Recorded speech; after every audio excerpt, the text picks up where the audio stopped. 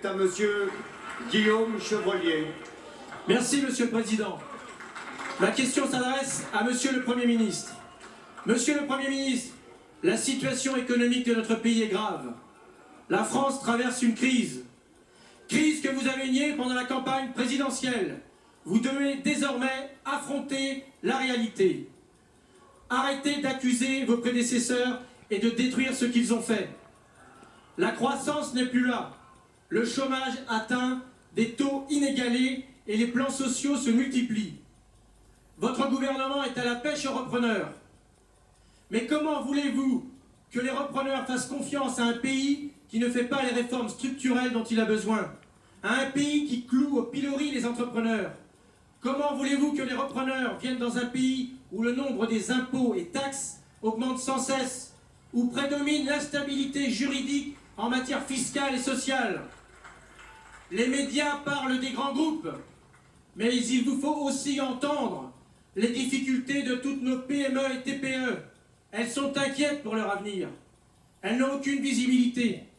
L'emploi est là aussi menacé, dans le bâtiment notamment. Or, ces entreprises constituent le terreau économique de nos territoires ruraux. Vous allez nous répondre, emploi d'avenir, contrat de génération, mais ce ne sont pas les bonnes solutions. Votre plan de compétitivité n'est pas à la hauteur non plus. Notre pays s'appauvrit. Les Français le vivent.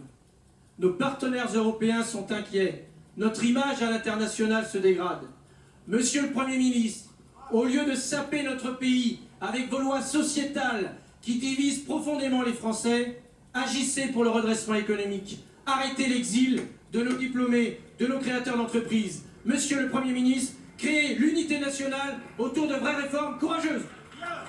La parole est à Monsieur Pierre Moscovici, ministre de l'Économie et des Finances. Mesdames et Messieurs les députés, Monsieur le Président, Monsieur le député Chevrollier, j'avoue que je ne comprends absolument pas le sens de ce type de questions, car, et je me tourne vers ceux qui nous regardent, passer son temps à dénigrer son propre pays, alors qu'il est la 5e puissance économique du monde, alors qu'il est le pilier de la construction européenne avec l'Allemagne, alors qu'en plus nous sommes en train d'entamer son redressement, c'est un acte anti-patriotique dont la vanité et la vacuité ne peut que frapper.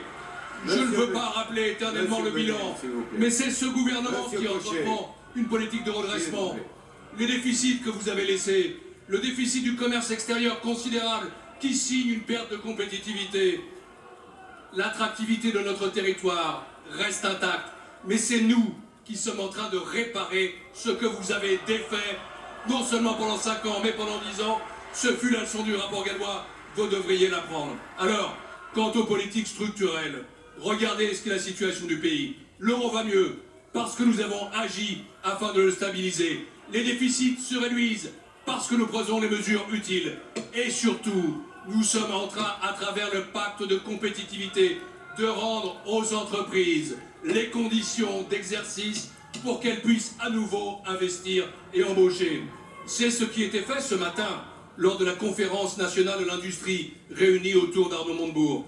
Vous parliez d'unité, je vous appelle à cela, unité et dignité. Les Français qui nous écoutent, les Français qui nous regardent, attendent que nous soyons tous mobilisés aux côtés de nos entreprises pour la compétitivité du pays, pour l'attractivité de la France. Ce redressement, nous l'avons entrepris, il ira au bout, même si ça vous déplaît.